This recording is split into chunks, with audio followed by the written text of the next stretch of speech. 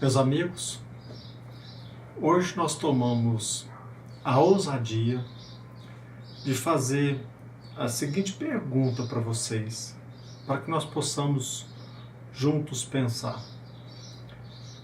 Do ponto de vista filosófico,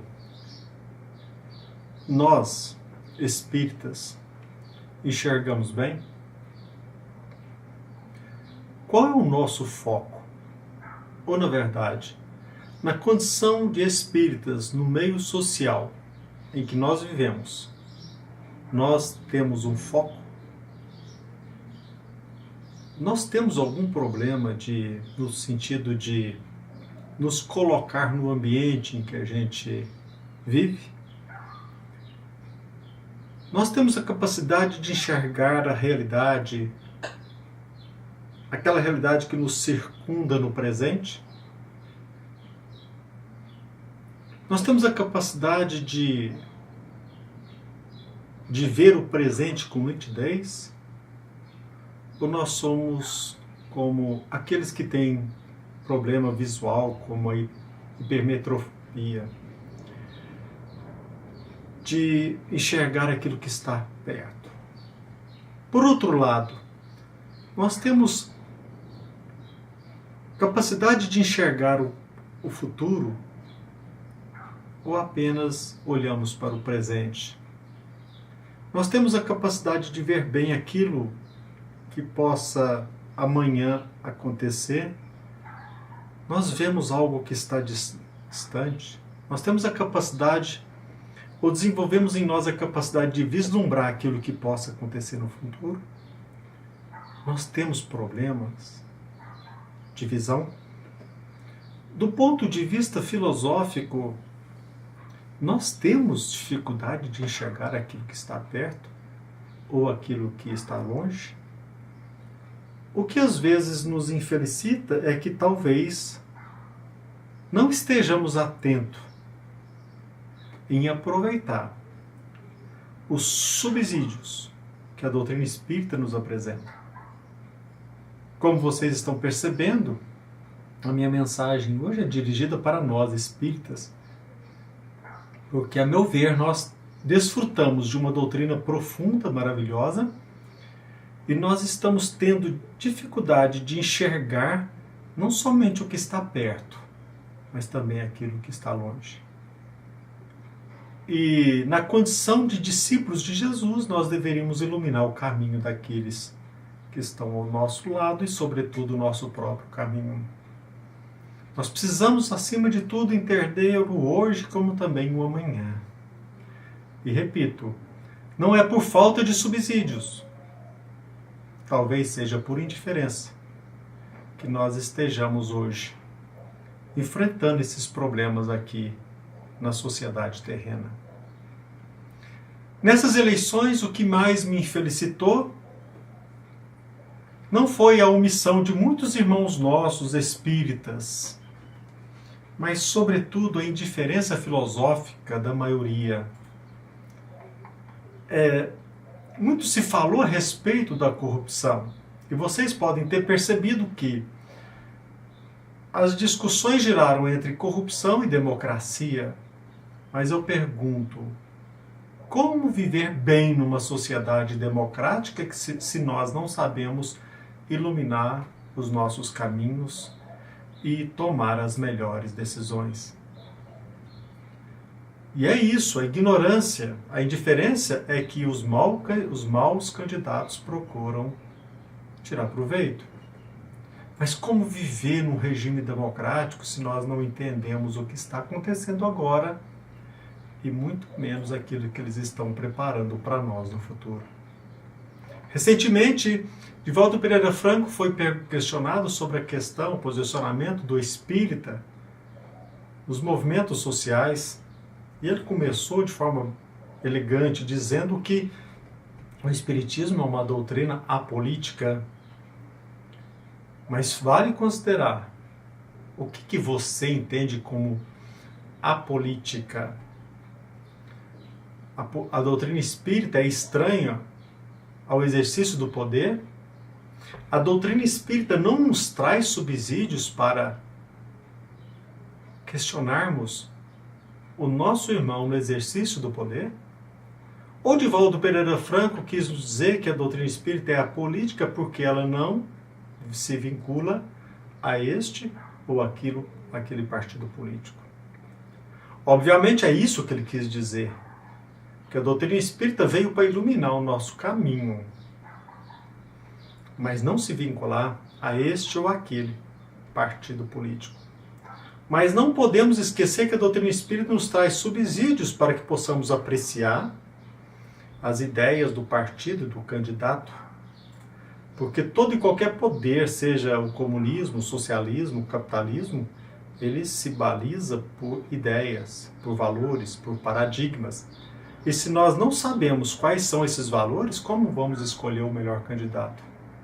E nós não estamos falando aqui de candidatos, nós estamos falando de ideias.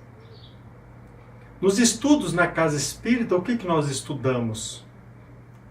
Será que nós ficamos apenas na superfície? O que é necessário, o que é superficial, o que é determinismo, fatalidade, livre-arbítrio? Será que nós não procuramos entender esses conceitos para aplicar ele no nosso dia a dia? O que é sobre a fatalidade, o determinismo, a liberdade, lei de sociedade, o uso do poder e assim por diante? O que para nós espíritas é bem comum, bem-estar social? Porque se você perguntar para qualquer pessoa, seja deste ou daquele partido, de direita ou de esquerda, eles sempre vão balizar os seus argumentos, os seus discursos na palavra bem comum, bem-estar social, nessas propostas que são muito vácuas, que são muito abstratas, que são muito distantes, se nós não aprofundarmos ou eles explicitar o que ele entende como bem comum. Se você, ou se nós como espíritas, não procurarmos ficar atentos sobre os valores que este ou aquele partido defende, nós ficaremos à mercê, porque da mesma hora que ele se diz ateu, ele vai à igreja e se diz cristão. Da mesma hora que um fala que é de esquerda, ele apresenta propostas de direita. E na verdade, você como espírita sabe bem o que é ser de direita do ponto de vista ideológico e o que é ser de esquerda do ponto de vista ideológico? Como que nós vamos escolher? E eu vou formular a seguinte pergunta para todos nós. Se alguém te parar na esquina, na via pública, onde quer que você se encontre, e te perguntar: os valores doutrinários espíritas tende mais a um pensamento da direita, da esquerda ou do centro? Como que você vai responder? Quais são os preceitos que iluminam ou que alicerçam a doutrina espírita? Você entende que a doutrina espírita fomenta a coletivização do patrimônio, da propriedade privada? O que você entende sobre livre iniciativa? Quais são os 3 elementos gerais do universo segundo a doutrina espírita? Você deve se lembrar que é Deus, Espírito e matéria.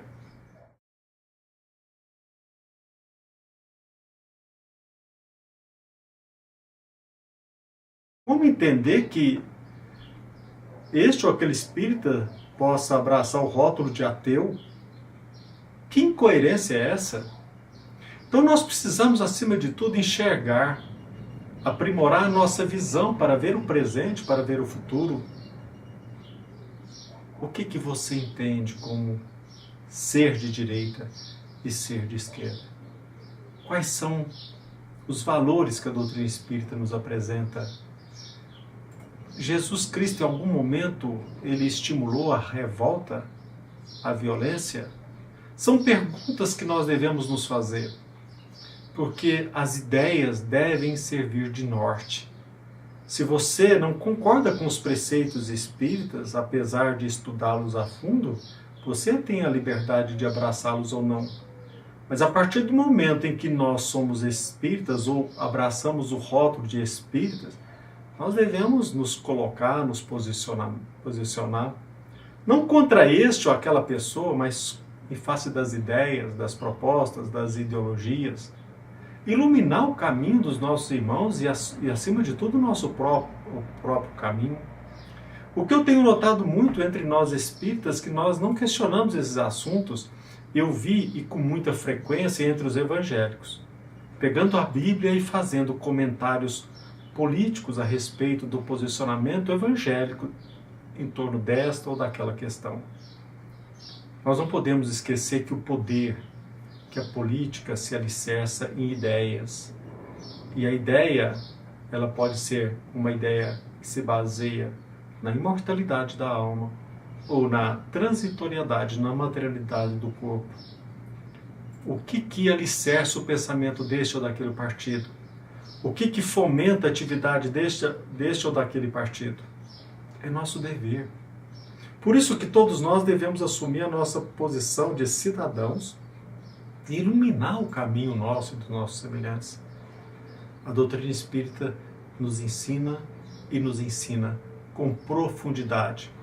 Se você tiver uma oportunidade de pegar essa obra, como nós já apresentamos ela, psicografada por Francisco Cândido Xavier, Pão Nosso, você vai perceber que na lição 102, intitulada Nós e César, Emmanuel nos apresenta a seguinte advertência logo no início: coletividades ociosas e indiferentes receberão administrações desorganizadas. E ele começa, e ele apresenta-nos ideais ou parâmetros que nortearam e devem nortear nossa conduta como cristãos. Mas se nós continuarmos indiferentes, sem perceber que Jesus Cristo não é algo abstrato, longínquo, distante, que a nossa vida não é apenas para cuidar de interesses apenas a longo prazo, como também não apenas a curto prazo, mas numa visão holística, a nossa atuação no presente refletirá no futuro. O nosso dever, acima de tudo, não é vincular com este ou aquele partido, mas, acima de tudo, iluminar o caminho de todo e qualquer ser humano sob a ótica cristã. Porque a doutrina espírita é a revivência do cristianismo. Nós estamos percebendo que existem muitos irmãos nossos que estão norteados. Como você assumiu o rótulo de espírita ateu? Um dos elementos do universo é Deus. Se ele não tem a forma humana, ele não deixa de existir. Nós somos ainda muito idiotas, imbecis, porque nós não temos as condições de perceber a intimidade do nosso Criador, mas ele existe. O que pretende? Resolver problemas apenas materiais no presente, sem uma visão no futuro? A nossa vida está entrelaçada. Se quisermos colher algo, nós devemos plantar no presente e, acima de tudo, nos conscientizar. O que é a doutrina espírita? Para que ela serve? Ou é apenas uma bandeira que você usa de 4 em 4 anos? A nossa vida deve ser norteada por princípios imortais, valores e leis imutáveis. E eu não posso ficar mudando o meu posicionamento por esta ou aquela questíncula, por aquele deslize, por aquele modo de ver estreito e arraigado de certas pessoas. Em determinados momentos a gente tem que se posicionar, e às vezes a gente faz sem, às vezes, ter o melhor caminho, mas a gente precisa escolher aquilo que seja o menos ruim. Mas quase sempre a gente faz isso olhando para as pessoas e não olhando para as ideias que elas abraçam. Como a gente vai ser feliz se a gente não valorizar a família? Como que a gente vai ser feliz se a gente não fomentar o desenvolvimento das instituições? Como que nós vamos ser felizes se a gente olhar para a educação da criança olhando exclusivamente para suas pulsões sexuais? Os nossos filhos não são apenas máquinas que nasceram para a satisfação da luxúria, da lascívia. Os nossos filhos são seres imortais que nasceram para cada vez mais desenvolver os seus potenciais. Muitos ainda não perceberam o valor do cheiro de uma flor e às vezes se perdem nos prazeres rasteiros da carne. Que nós possamos pensar a respeito disso. Que Jesus ilumine a nossa vida e que cada vez mais possamos oxigenar a nossa mente e usufruir dos ensinamentos profundos e maravilhosos que a doutrina espírita nos traz. Porque eu não tenho eu não posso deixar de dizer. A doutrina espírita, revivendo o ensinamento de Jesus Cristo, é o maior presente que eu já recebi e que eu possa dignificá-la através dos meus atos, sob as bênçãos de Jesus e do nosso Pai. Que Jesus nos abençoe, hoje, amanhã e sempre. Muito obrigado.